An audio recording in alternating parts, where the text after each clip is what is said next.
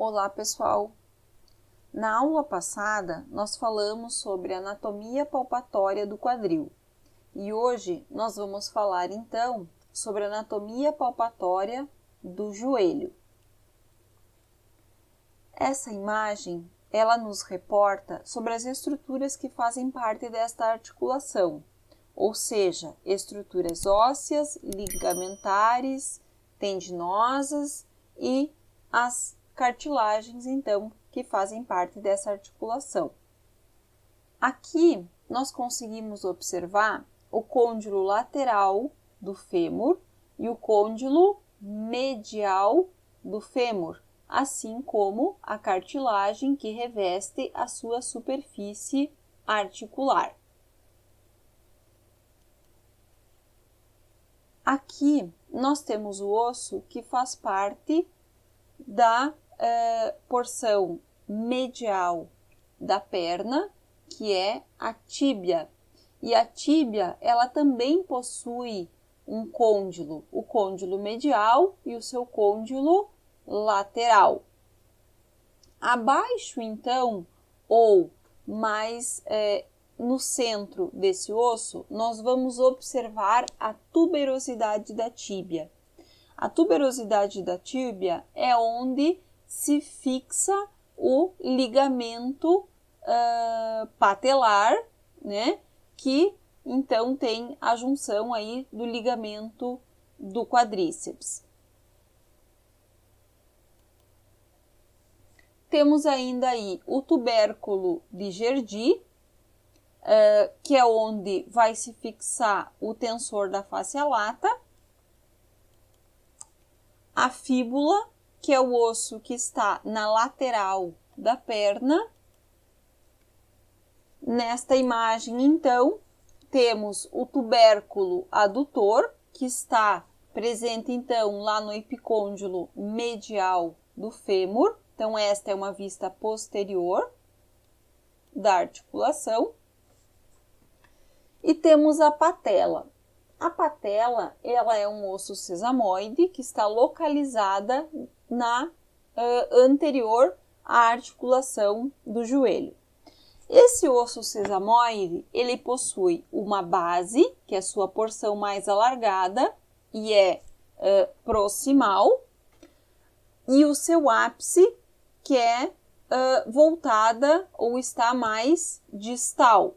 Aqui nós temos a face anterior e a face posterior, que então nós não conseguimos visualizar nessa imagem aqui. Como que nós vamos realizar a palpação da patela? O ideal é que esse paciente ele esteja sentado, né, em uma flexão de joelho, e aí nós podemos palpar aqui a base, que é a porção mais alargada e ela é proximal, e o ápice, que é da inserção, então, ao ligamento da patela. A base, ela dá inserção ao tendão do músculo quadríceps femoral e à cápsula articular. Aqui nós temos a margem lateral e a margem medial da patela e a face anterior da patela, que é formada por depressões e rugosidades, como a gente viu o osso anteriormente, para dar passagem, então, ao tendão do músculo quadríceps femoral, formar o ligamento patelar e se fixar lá na tuberosidade anterior da tíbia. Aqui, então, está a tuberosidade da tíbia, que serve como inserção do ligamento patelar e que separa, então, os côndilos lateral e medial da tíbia.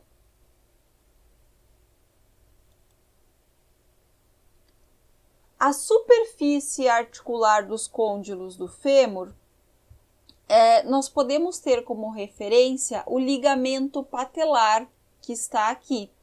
A partir do ligamento patelar, nós vamos deslizar os polegares para lateral e medial e para cima, e aí realizar a palpação dessa superfície articular dos côndilos do fêmur.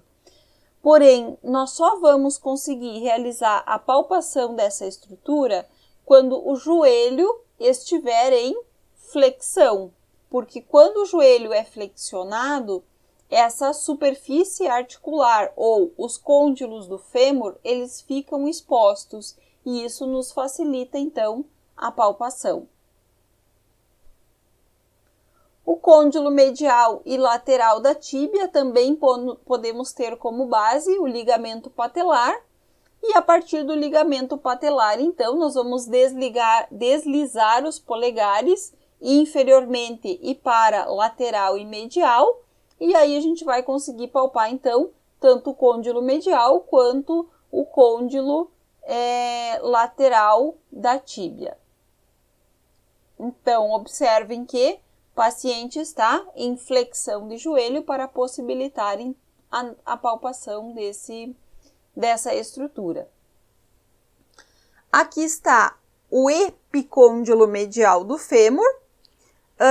Precisamos lembrar que um epicôndilo ele só está presente no momento em que eu tiver um côndilo. Então, onde que está o epicôndilo? Adjacente ao epicôndilo correspondente. Então, aqui, o epicôndilo medial está adjacente ao côndilo medial do fêmur. O epicôndilo medial do fêmur, ele serve de inserção para o ligamento colateral tibial. Aqui nós temos, então, a palpação do epicôndilo medial do fêmur. E aqui está o epicôndilo lateral do fêmur. Então, abaixo e atrás fixa-se o músculo poplíteo e acima e atrás insere a cabeça lateral do músculo gastrocnêmio. No epicôndilo medial do fêmur, nós podemos localizar uma projeção óssea chamada de tubérculo adutor. O tubérculo adutor, ele localiza-se posterior ao epicôndilo medial, abaixo e atrás ao tubérculo vai se inserir a cabeça medial do gastrocnêmio. Então, observem que aqui está o epicôndilo medial e aí, posterior a ele, está o tubérculo adutor, que é onde se fixa a cabeça medial do músculo gastrocnêmio. O tubérculo infracondilar, ou ainda o tubérculo de Gerdy, é um tubérculo localizado na tíbia e que serve, então, de inserção para o músculo tensor da fáscia lata.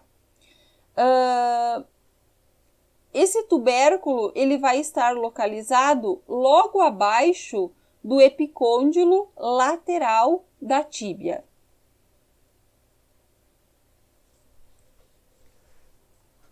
Vamos falar da fíbula, então, que é o osso localizado na lateral da perna. Primeiramente, nós localizamos a cabeça da fíbula. A cabeça da fíbula, ela serve de inserção para o músculo bíceps femoral e também para o ligamento colateral fibular. Como que nós vamos realizar a palpação? Nós vamos posicionar previamente o quadril em rotação medial e isso vai facilitar, então, a palpação da fíbula. Abaixo ou distal à cabeça da fíbula, nós vamos perceber uma constrição que se chama colo da fíbula. E é no colo da fíbula que nós vamos, então, localizar o nervo fibular comum. Por quê? Esse nervo, ele enrola-se neste nível antes de abordar o segmento da perna. Vamos falar, então, sobre os tecidos moles que estão localizados aí nesta região. Temos o ligamento colateral fibular, que então já falei para vocês que o ligamento colateral fibular ele vai se fixar na fíbula. mas ele tem uma outra fixação que é no côndilo lateral do fêmur. Então, está aqui, ó, côndilo lateral do fêmur e cabeça da fíbula. Nós temos a localização do ligamento colateral fibular. Já o ligamento colateral tibial, ele tem fixação no côndilo medial do fêmur e lá na tíbia. O menisco lateral e o menisco medial, que são discos que estão localizados no platô tibial, ou seja, estão acomodados lá na tíbia e que tem como função aí fazer a absorção de impactos nessa articulação. O ligamento cruzado posterior e o ligamento cruzado anterior. Posterior a essa articulação, nós temos uma fossa chamada de fossa poplítea. A fossa poplítea, ela está limitada lateralmente pelo músculo bíceps braquial, medialmente pelos músculos semimembranoso, semitendíneo, sartório e grácil, os quais formam a pata de ganso, inferiormente pelas duas cabeças do músculo gastrocnêmio, e o assoalho é formado pelo fêmur e pelo músculo poplíteo. Observem que dentro da fossa poplítea nós temos várias estruturas vasculotendinosas que estão presentes nesta região. Então, estão aí a artéria poplítea, a veia poplítea, o nervo fibular comum e o nervo tibial, que são estruturas que estão presentes dentro da fossa poplítea. Voltando à lâmina aqui, eu quero mostrar para vocês a pata de ganso, que é formada pelos músculos sartório, grácil e semitendíneo. Sartório, grácil e semitendíneo, que vão formar a pata de ganso que eu falei para vocês, então, anteriormente. Aqui nós temos, então, uma imagem onde mostra a articulação do joelho, os músculos que fazem parte, então, dessa articulação e todas as estruturas de tecidos moles. Vamos falar, então, sobre o ligamento colateral fibular. Então, já falei para vocês que o ligamento colateral fibular, ele estende-se do epicôndilo lateral do fêmur até a cabeça da fíbula. E para que fique mais fácil de nós realizarmos a palpação do ligamento colateral fibular, nós vamos colocar o joelho desse paciente em um estresse em varo. Ou seja, eu vou fazer uma tensão, uma pressão na região medial do joelho para que ocorra um estresse em varo, ou seja, eu force esse ligamento e facilite a palpação, então, desta estrutura. Já o ligamento colateral tibial, ele estende-se do epicôndilo medial até a margem medial da tíbia. Para que eu faça a palpação do ligamento colateral tibial, eu vou fazer um estresse em valgo no joelho, ou seja, eu vou fazer um estresse tracionando, empurrando o joelho para medial e o pé para fora. E vou fazer com que ocorra um estresse nessa articulação do joelho e o ligamento colateral tibial ele fique mais saliente e facilite essa palpação. O ligamento patelar, então ele estende-se do ápice da patela até a tuberosidade da tíbia e ele pode ser palpado tanto com o paciente sentado quanto o paciente em pé. A fossa poplítea, já falei para vocês os limites dela e as estruturas que estão presentes. Nessa imagem, nós conseguimos visualizar aqui, então, o nervo tibial, o nervo fibular, o nervo tibial, o nervo fibular comum e a artéria poplítea, onde a gente vai sentir a pulsação dessa artéria. Aqui, em uma outra vista, então, nós conseguimos observar o nervo fibular comum, o nervo cutâneo sural, o nervo tibial e o tendão do bíceps femoral. Como que a gente vai realizar a tensão desses nervos que estão presentes aí na fossa poplítea? Vamos colocar o nosso paciente sentado. A partir dessa posição, o paciente vai fazer uma flexão de quadril e uma flexão de joelho e uma dorsiflexão. E aí será possível, então, que ocorra uma tensão, um estresse desses nervos que estão passando nessa região. Quando a gente realiza, então, uma dorsiflexão, nós conseguimos ter uma maior projeção do nervo tibial. Quando nós realizamos uma dorsiflexão associada a uma inversão, lembrem que inversão é o movimento de elevação da borda medial do pé. Nós temos, então, a palpação do fibular comum ou o estresse maior do fibular comum. Quando nós temos a dorsiflexão associada a uma inversão, também temos aí uma projeção maior do músculo cutâneo sural. Aqui está o nervo tibial, então localizado no centro da fossa poplítea, e ele é um ramo, então, do nervo isquiático ou do nervo ciático, que é esse nervo daqui, ó, nervo tibial. O nervo fibular comum, ele está localizado medial ao tendão do músculo bíceps femoral, como vocês observam aqui, ó. Então, a posição é a mesma da posição anterior, né? Paciente deitado em decúbito dorsal, flexão de quadril, flexão de joelho, e aí a gente realiza, então, a palpação dessa inervação.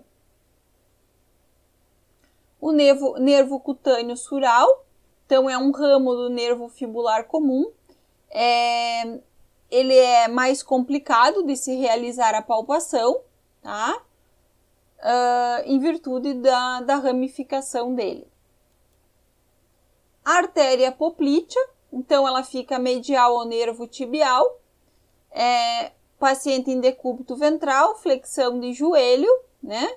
A flexão quase completa, ela vai facilitar a palpação, porque ocorre o relaxamento do plano fibroso posterior do joelho, e isso facilita, então, a percepção ou a palpação da artéria poplítea, sentindo a sua pulsação.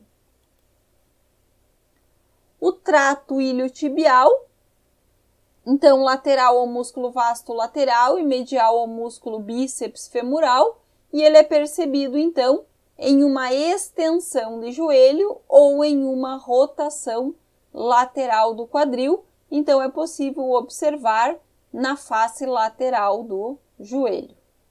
O tendão músculo bíceps femoral, então, nós vamos realizar a palpação através da resistência a uma flexão e uma rotação lateral, como vocês visualizam aqui. O paciente em decúbito ventral, solicitamos, então, uma flexão de joelho e realizamos a resistência. O que vai facilitar além de realizarmos ou solicitarmos uma flexão com resistência na flexão, fazer um estresse ainda com o pé para dentro e automaticamente o tendão do bíceps femoral ele vai ficar mais saliente e facilitando assim a palpação, tanto do tendão quanto do músculo em questão. O músculo semitendíneo é percebido então na região mais lateral das estruturas musculotendíneas, que aparecem então na face póstero-medial da coxa. Então, como que nós vamos fazer para palpar o semitendíneo? É solicitar para o paciente, então, uma flexão de joelho. Vamos imprimir uma resistência na região do maléolo, na região de calcâneo, e fazer um estresse, então, do pé para a lateral. E aí a gente vai ter um estresse maior, o que facilita a palpação do semitendíneo, tá? Então, a resistência vai se dar em flexão de joelho e uma rotação interna de quadril. Já o grácil, então, anterior e medial ao tendão do músculo semitendíneo, formando aí a pata de ganso. E o semimembranáceo, então, o corpo desse músculo será palpado nos dois lados do tendão do semitendíneo. Localizei o tendão do semitendíneo, então, tanto na medial quanto na lateral, nós vamos perceber a contração, né, do semimembranáceo.